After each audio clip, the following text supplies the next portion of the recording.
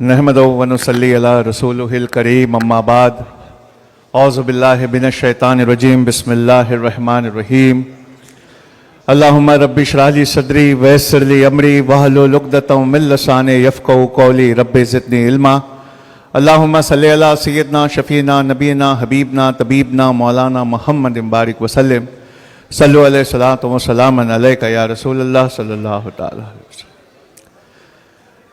देखिए, स्टेज पर जलवा फरमा अफरोज़ भाई, इकबाल भाई ऑफिसर साहब, ये दोनों बड़ी शिद्दत से ये चाहते थे कि आप मेरी हर एक बात सुने, इसलिए आपको, क्योंकि व्यापार से रिलेटेड ये कम्युनिटी है, इसलिए उन्होंने ऐसा कहा कि मैं बहुत हैवी चार्ज करता हूँ।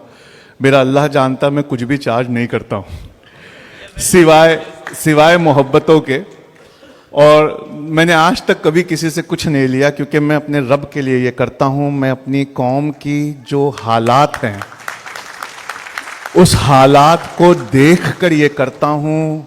बेगुनाह जो जेलों में हैं, उनके बच्चे जो बाहर सिसक रहे हैं, जो फ़िलिस्तीन में भूख और प्यास है, उसको देखकर मैं अपना घर बार छोड़कर ये काम करता हूँ। लेकिन आज मैं इसलिए यहाँ आया क्योंकि एक ऐसी कम्युनिटी को मुझे आज यहाँ पर एड्रेस करना था, जिसका नाम बचपन से जब हम सुनते तो पता नहीं क्यों सिर्फ मुसलमानों का नहीं, इस देश में रहने वाले हर एक का चेहरा तब खिल जाता है जब उसे यह बताया जाता है कि मेमन जमात का कोई इंसान आपकी मदद के लिए या आपसे मिलने आ रहा है। आप लोगों के बुजुर्गों ने एक ऐसा रौब कायम किया है यहाँ के दिलों में कि अल्लाह के रसूल में जितनी सिफातें थी, अल्लाह ने उसमें से सबसे बड़ी सिफात अल सादिक वल अमीन, यानी हमेशा सच बोलने वाला और दूसरों की अमानत की परवाह करने वाला, ये मेरे रसूल की जो सिफात थी, आपके बुजुर्गों ने इस देश में उसे कायम किया। और अल्लाह के रसूल सल्लल्लाहु अलैहि वसल्लम जो ट्रेड और कॉमर्स में और बिजनेस में जो प्रिंसिपल्स को फॉलो करते थे, अगर उसकी एक छोटी सी झलक आप देखना चाहें कि वो किस ईमानदारी से वो काम करते और हमें क्या सिखाते, तो कुछ हद तक वो सिर्फ मेमन कम्युनिटी में देखा जा सकता है। इसलिए मैं यहां आने के लिए आज तैयार हुआ। देखिए, अमानतदारी किसे कहते हैं, बस वहीं से अपनी बात को शुरू करता हूं। अमानतदारी इसे कहते हैं कि नबी पाक सल्लल्लाहु अलैहि वसल्लम को हिजरत की रात बहुत सारे लोग कत्ल करने पहुंचे और तलवार लेकर आपके घर के बाहर वो लोग खड़े हो गए। अल्लाह की तरफ से हुक्म आया कि आप हिजरत करिए, मदीना जाइए। लेकिन जो लोग तलवार लेकर आपका कत्ल करने आए, उनमें से कई लोग वो थे जिनका बेशकीमती सामान आप ही के घर अमानत के तौर पे रखवाया गया था। यानी जो बाहर जान लेने आया हुआ है, उसे आपकी पर्सनालिटी पे इतना भरोसा है कि उसने अपना सबसे महंगा, सबसे कीमती सामान भी आप ही के पास रखवाया हुआ है। और आपको उस भरोसे की इतनी कद्र है कि आप कश्मकश में है कि मैं हिजरत करूं कि पहले इन लोगों के सामान वापस करूं कि मैं क्या करूं। तो आपने अपने जिगर के टुकड़े हजरत अली से कहा, अली, तुम सवेरे इन सब मालिकों की अमानत वापस करके मदीने आना। जो आपको कत्ल करने आए, उसके साथ जो अमानतदारी है, जो आपके खिलाफ कुछ सोचे, उसके काम, उसके माल की जो हिफाजत है, ये बात जो मेरे आका में थी, वो बात बहुत हद तक मेमन कम्युनिटी में दिखाई देती है। मैं कुछ चीजें बचपन से देखकर बड़ा हुआ मेमन कम्युनिटी में, जैसे अपने वादे को कभी ना तोड़ना, व्यापार में हमेशा सच बोलना, पूरी ईमानदारी और दयानतदारी के साथ लोगों के भरोसे को कायम रखना। हमारे हिस्ट्री में इस तरह की चीजें भरी हुई हैं कि मेमन कम्युनिटी अपने एंटरप्राइजिंग स्पिरिट की वजह से दुनिया के जिस देश में गई, उस देश में उन्होंने रहमदिली, सिला रहमी, ईमानदारी, इसके एग्जाम्पल्स को सेट किया। अगर आप लंदन जाएंगे, अगर आप न्यूयॉर्क जाएंगे, तो वहां पर भी आपको मेमन जमात के अच्छे कामों के किस्से सुनाई देंगे। गोया कि वमा अरसलना का इला रहमतल लिल आलमीन, जो मेरे रसूल के लिए आयत उतरी, आज उस आयत को कुछ हद तक महसूस करवाने में इस जमात का बहुत बड़ा हाथ है जो मेरे सामने बैठी हुई है।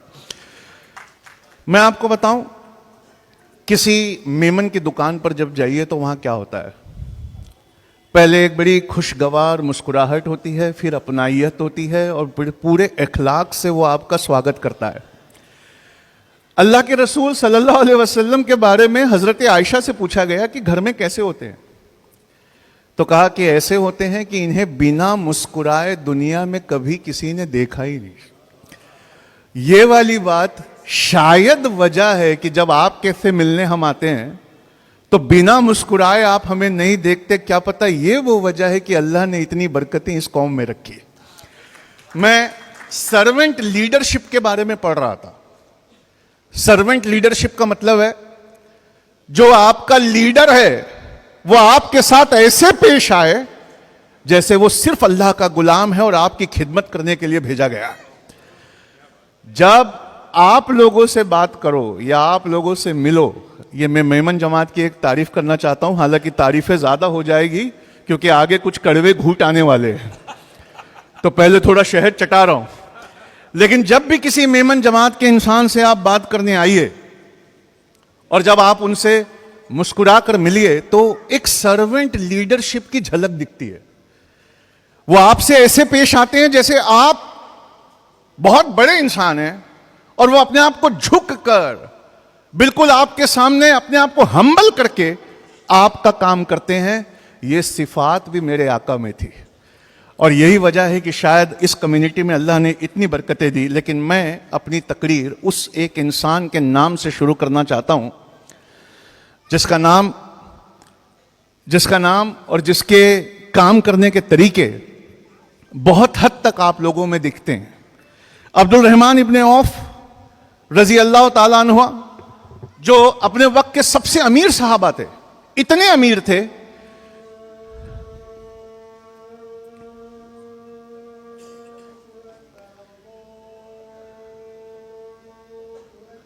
अल्लाहु अकबर, अल्लाहु अकबर।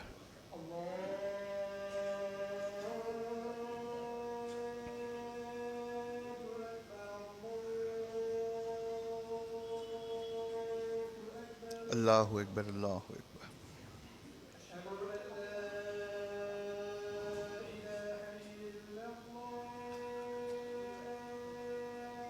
अशहदु अन ला इलाहा इल्लल्लाह,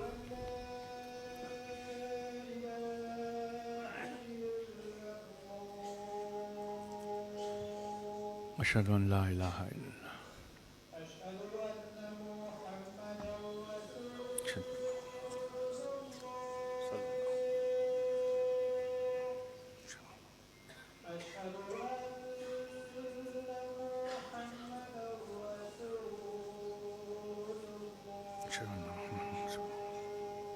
सल्लल्लाहु अलैहि वसल्लम।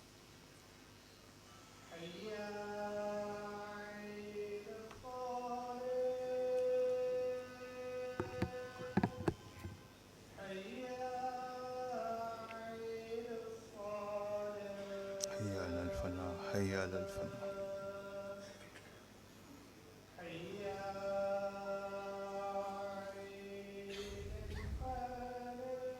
हय्या अलल सलाह, हय्या अलल सलाह।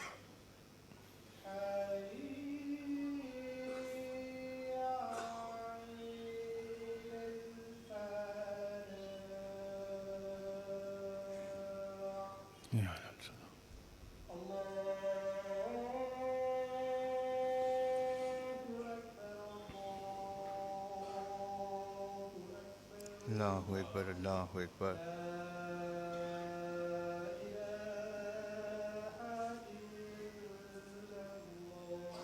ला इलाहा इल्लल्लाह। देखिए, मेरे रब का नाम बुलंद हुआ इसलिए कि आप लोग सुकून से वो बात सुन सके जो मैं आपके दिल में उतारना चाहता हूं। नमाज का पूरा एहतमाम किया हुआ है और 2 बजे नमाज का वक्त रखा गया है, तो हम सब अदा करेंगे इंशाअल्लाह। जनाब अब्दुल रहमान इब्ने औफ रजी अल्लाह ताला अन्हा जब मक्का से निकले तो मक्का वालों ने उन्हें घेर लिया और कहा कि ए अब्दुल रहमान, कहाँ जा रहे हो? कहा मदीने जा रहा हूँ। कहा क्यों? कहा अपने रसूल के पास। कहा हम तुम्हें नहीं जाने देंगे। कहा क्यों? कहा इसलिए कि तुम इतने अमीर हो कि तुम अगर मक्का से चले गए तो मक्का की इकोनॉमी खत्म हो जाएगी, हम तुम्हें नहीं जाने देंगे। उन्होंने कहा नहीं, मैं जाकर रहूंगा। तो उन्होंने कहा फिर एक शर्त है। बोले क्या? तुम अपनी सारी दौलत मक्का में छोड़कर खाली हाथ मदीने जाओ। अब्दुल रहमान इब्ने औफ रजी अल्लाह ताला अन्हा ने अपनी सारी दौलत उसी वक्त अल्लाह के रसूल पे कुर्बान कर दी और वो खाली हाथ मदीने की तरफ पहुंचे। नबी पाक ने उनका जोड़ा मदीने के सबसे अमीर सहाबा के साथ बनाया। उस सहाबी ने अपने बगीचे, अपनी दौलतें, अपने घर, अपने मकान, यहां तक कि उसने कहा कि अगर आप चाहें तो मैं अपनी बीवियों में से तलाक दे दूं, इद्दत के बाद आप शादी कर लें। अब्दुल रहमान इब्ने औफ बड़े खुददार थे। उन्होंने मुस्कुरा के कहा कि बस मुझे मार्केट का रास्ता दिखा दो, मुझे तुमसे कुछ नहीं चाहिए। ये सिफात हमारी कम्युनिटी में, हमारी कौम में, आप लोगों में देखने को मिलती है। लेकिन एक नाम ऐसा है जो इतिहास के पन्नों में है, जिनकी यहां पर बहुत बड़ा मेमोरियल बनना चाहिए, और उनका नाम बॉम्बे के उमर सुभानी साहब है। ये एल्फाइनस्टोन मिल के मालिक थे।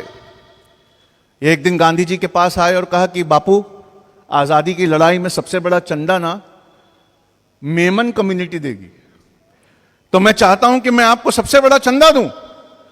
तो राष्ट्रपिता महात्मा गांधी ने कहा, और इसको आपको पढ़ना चाहिए बिपिन चंद्र की किताब में, और किताबें पढ़ना सीखो।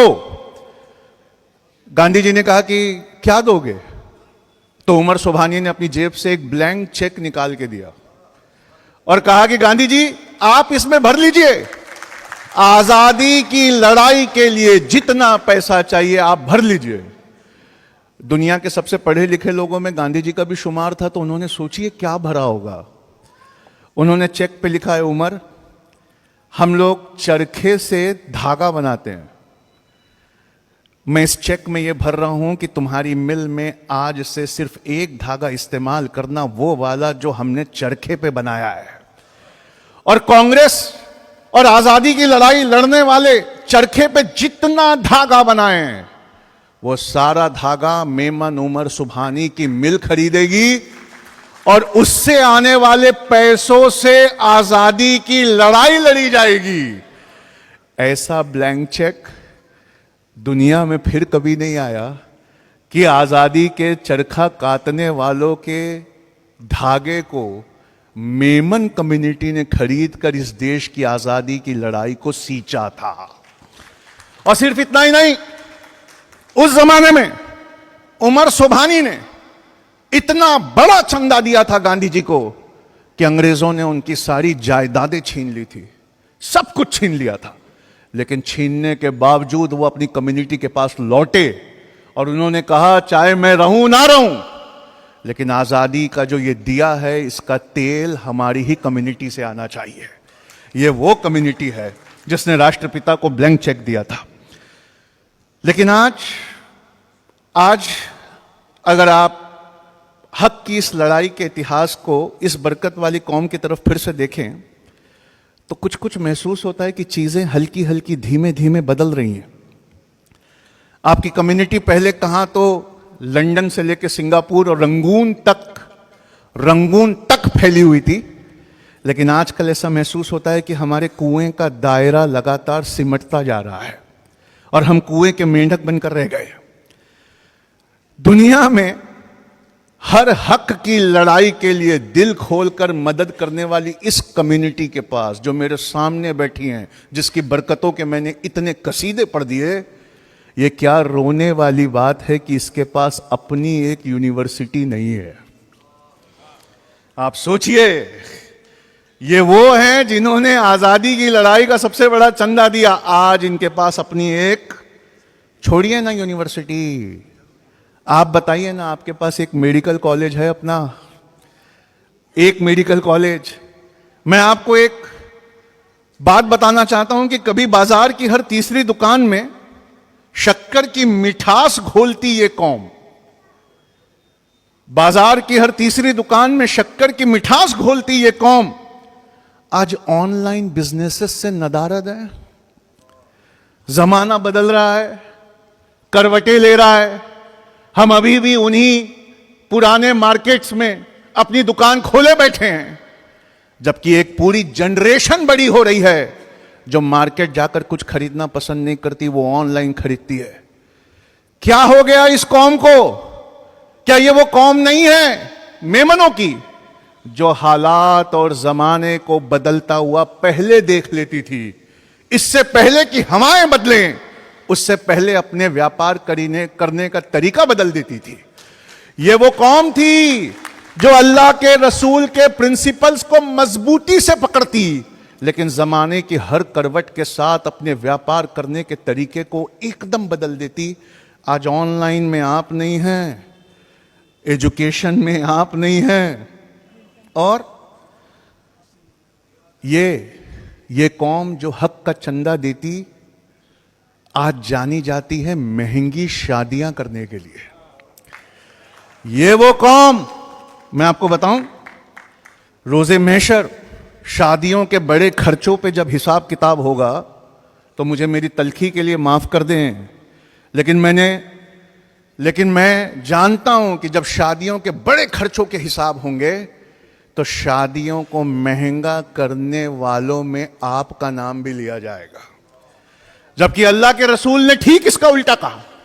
उन्होंने कहा कि शादियां सस्ती करो, जिनाकारी या फाहिश गंदगी उसे महंगा करो, उसे करने की कीमत चुकाना पड़े, और शादियां सस्ती करो। पर आपने शादियां जो है वो बड़ी सस्ती कर दी। मुझे लेने कुछ लोग एयरपोर्ट से आए थे, तो अब मुझे माफ करना पड़ेगा आपको, हाँ, पहले बहुत मीठा मीठा खिलाया है इसलिए कुछ आएगा। पता नहीं क्यों मैं बहुत कम होटल जाता हूं, लेकिन जब भी मैं किसी होटल में गया हूं, अगर मैं एंटर हो रहा हूं तो कोई ना कोई मेमन जमात का खाना खा के बाहर निकलता हुआ मिल जाता है। अच्छी होटलों में बेहतरीन दावत एंजॉय करने वालों में आपका नाम है साहब। आपके मोहल्लों में अगर अमीर बनना है तो अच्छी होटल खोलिए, लाइब्रेरी और कॉलेज नहीं खोलिए। मैं आपको बताऊं, किसी जमाने में मेमन जमात खाना शहर का लंगर हुआ करता था। जिसे भूख लगती वो पूछा करता कि मेमन जमात खाने का रास्ता कहां है, और जब वो वहां पहुंचता तो उसे पेट भर अपनाइयत के साथ बैठाकर खाना खिलाया जाता। आज फिलिस्तीन भूखा है और आपकी शादियों में 400 आइटम चल रहे हैं।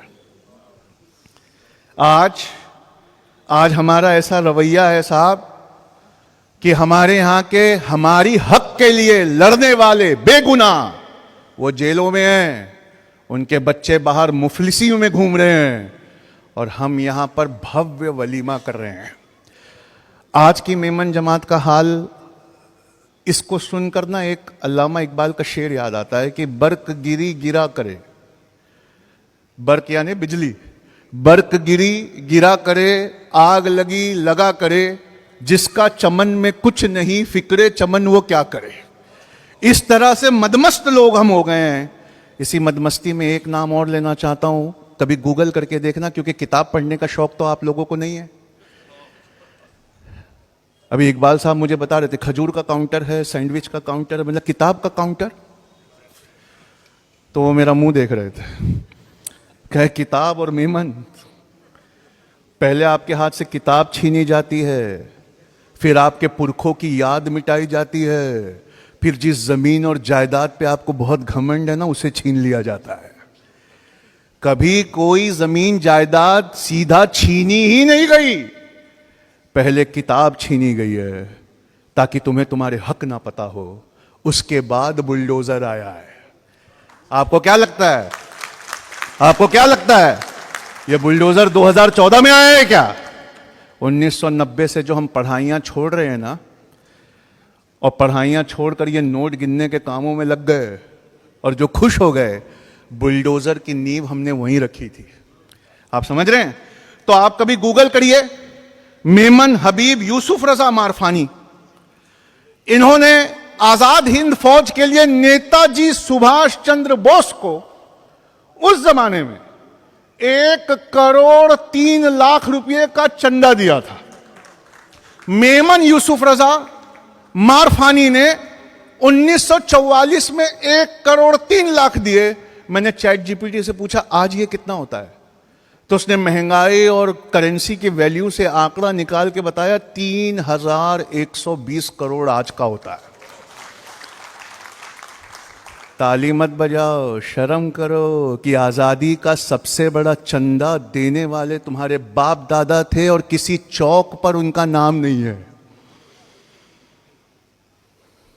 किसी रोड का नाम उनके नाम पर नहीं है, किसी मेडिकल कॉलेज का नाम उनके नाम पर नहीं है।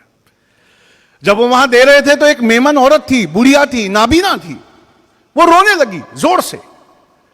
तो नेताजी उसके पास गए, कहा अम्मा क्यों रोती हो? कहा बेटा मेरे पास 1 करोड़ 3 लाख नहीं है, नहीं तो मैं भी तुम्हें देती। तो उन्होंने कहा अम्मा इससे बड़ी चीज एक आपके पास है। बोले क्या? आपका बेटा, मुझे अपना बेटा दे दो। आपको मालूम है आजाद हिंद फौज का पहला ऑफिसर एक मेमन था जिसका नाम यूसुफ रजा रंधेरी था, और उसका हाथ पकड़ के उस औरत का नेताजी स्टेज पर लेकर आए। और सुनना मुसलमानों, और शर्म करना, और हो सके तो शर्म के पानी में थोड़ा डूबना। उस नाबीना औरत का हाथ पकड़ के नेताजी स्टेज पर लाए और कहते हैं तुम में से जिसने भारत माता को नहीं देखा इस औरत को देख ले। ये भारत माता का पहला लक़ब मेमन औरत को दिया गया था। आप सोचिए कि आपने अपना क्या क्या लुटाकर आप यहां आज बैठे हुए हैं। जब अल्लाह ने 10 में से 9 बरकतें जिस कारोबार में रखी और वो कारोबार करने का शहूर मेमन कौम को दिया, और नबी पाक सल्लल्लाहु अलैहि वसल्लम ने कारोबार की शुरुआत अपनी बीवी खतीजतुल कुबरा रजी अल्लाह ताला अन्हा के साथ की। क्या मैं सच कह रहा हूं या गलत कह रहा हूं? तो फिर एक सवाल है यार मेरा, और बड़ा कड़वा है, और मैं ये सवाल जब लेके दिल्ली से चला तब मेरे दिल ने कहा कि शायद आज के बाद मेमन तुमसे बात ना करे, लेकिन मैं ये सवाल उठाना चाहता हूं और मैं चाहता हूं कि आप मुझसे बात ना करें। खतीजतुल कुबरा रजी अल्लाह ताला अन्हा, इनके साथ अल्लाह के रसूल ने जब व्यापार शुरू किया कि नहीं? क्या मैं गलत सीरत सुना रहा हूं? नहीं। तो फिर हम मेमन जमात के लोग अपनी बच्चियों को क्यों नहीं पढ़ाते?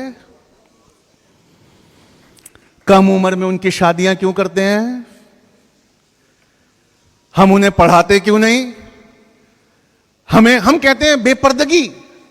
एक बात बताऊं, अगर आपकी बच्चियां डॉक्टर नहीं बनेगी ना, तो आपको अपनी बीवियों को किसी गैर महरिम के सामने छोड़कर आना पड़ेगा, तब बेपर्दगी नहीं होगी। तब बेपर्दगी नहीं होगी जब आपका बच्चा डिलीवर कराने के लिए गैर महरिम गैर कौम का लोग इंसान होगा। क्यों? क्योंकि आप अपनी बच्चियों को नहीं पढ़ाते। यह भी एक चीज है जो भारत माता कहा गया था, जिस औरत को उससे सीखनी चाहिए कि हमें अपनी औरतों के लिए कुछ करना चाहिए। लेकिन अपनी बात को समेटते हुए मुझे बड़ी फक्र से इकबाल भाई बता रहे थे, और इकबाल भाई को मैं टाइगर बोलता हूं। टाइगर अब हुए हैं ये, पहले जरा बब्बर शेर थे, अब उम्र का तकाजा है लेकिन अभी भी टाइगर है। फक्र से कह रहे थे समीर भाई 550 एनजीओज हैं, उसके हेड आने वाले हैं। यहां पहुंचा तो बताया 400 हेड आए हुए। मैंने कहा अब आपको असली मुबारकबाद, इतनी भी जिंदा है, मुझे नहीं पता था। आप मुझे बताइए, यहां 400 से ज्यादा एनजीओज के नुमाइंदे बैठे हैं। क्या इस हॉल में 400 से ज्यादा एनजीओज के नुमाइंदे हैं? जवाब है हाँ। क्या इस हॉल में बैठे लोग मुझे 400 स्कूलें दिखा सकते हैं? 400 स्कूल दिखा सकते हो क्या? छोड़ो 400, 40 स्कूल दिखा सकते हो? 40 स्कूल दिखा सकते हो? बिना इंटरेस्ट वाला 4 बैंक दिखा सकते हो?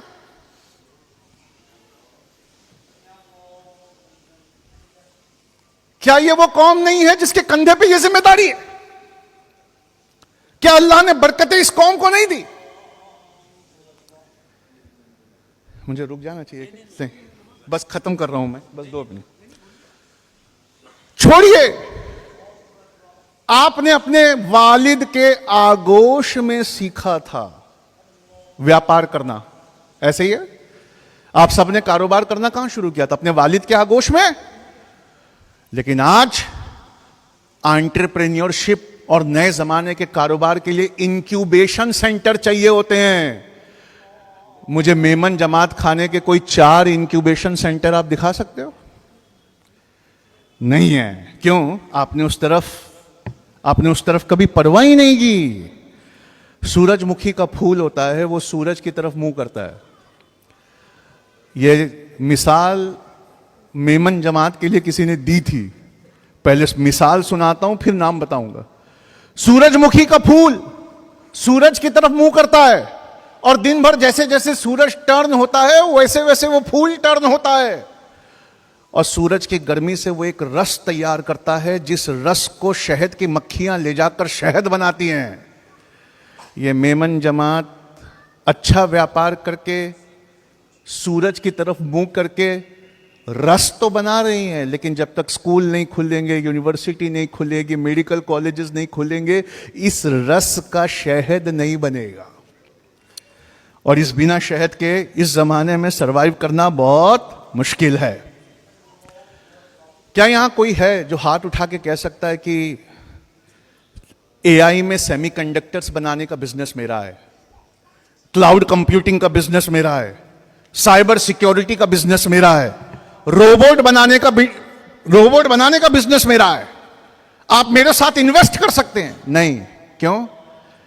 क्योंकि इस सूरजमुखी के फूल ने अब सूरज की तरफ देखना भी छोड़ दिया है। वो उन्हीं धंधों में अपना कंफर्ट जोन ढूंढ रहा है जो उन्हें बाप दादाओं से विरासत में मिले। वो कोई नए बिजनेस की तरफ देख भी नहीं रहा।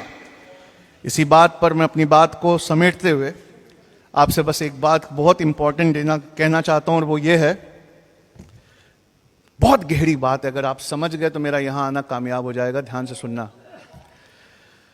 इतिहास की सैकड़ों किताबें हैं मेरे पास, उसमें एक पैटर्न है और फिर एक पैटर्न है, दोनों आपको देखना है।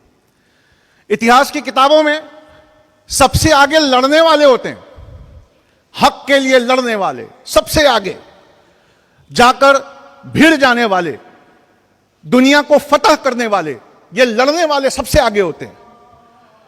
इनके पीछे कलम वाले होते हैं। ये कलम वाले जाते हैं अपना कल्चर, अपनी लैंग्वेज, अपनी मिठास, अपना रहन सहन, अपना पहनावा, ये लड़ने वालों के पीछे जाकर जमाने को सिखाते हैं। और उसके पीछे व्यापारी होता है जो इन दोनों के काम से फायदा उठाता है। पहले लड़ने वाला जीतता है, फिर कलम वाला माहौल बनाता है, और सबसे पीछे से फिर व्यापारी आता है और इन दोनों चीजों का फायदा उठाता है। लेकिन व्यापार में हदीस है 10 में से 9 अल्लाह ने बरकतें रखी। वो बरकतें एक कंडीशन के साथ आती है। जो व्यापारी है ना पीछे से, उससे उस लड़ने वाले का और कलम वाले का दोनों का ख्याल रखना पड़ता है। आप में से कितने लोग हैं, कितनी एनजीओ हैं जिन्होंने वकील खड़ा करके बेगुनाहों की जमानत के लिए कुछ जद्दोजहद की है? देखिए, एक है हमारे जावेद जकरिया साहब अकोला से, वो करते हैं अल्हम्दुलिल्लाह। आप में से कितने लोग हैं, आप में से कितने लोग हैं जिन्होंने आने वाले बिजनेसेस पे गौर विचार करके अपनी कम्युनिटी को सिखाने के लिए एक थिंक टैंक बनाने की पहल की है? मुझे लगता है कोई नहीं है। पर मैं एक बात बता दूं, 5,89,000 घर गिराए गए हैं पिछले 2 सालों में। ये 5,89,000 घर जिनके टूटे हैं, और जिनका घर टूटता है वो गरीबी रेखा से नीचे चले जाते हैं। जो गरीबी रेखा से नीचे जाता है वो सबसे पहले मुड़कर किसकी तरफ दिखता है? वो सबसे पहले मुड़कर उसकी तरफ देखता है जो उसी के भाइयों में है और जिसको अल्लाह ने नवाजा है। तो इन बेगुनाहों के घर बनाने की कोई मुहिम आपके पास है? इकबाल मेनन साहब के पास है। इकबाल मेमन साहब से मेरी मुलाकात हुई नागपुर में। ये वहां पर घर बनाकर बांटने आए थे, और सस्ते में घर बनाकर बांटने आए थे।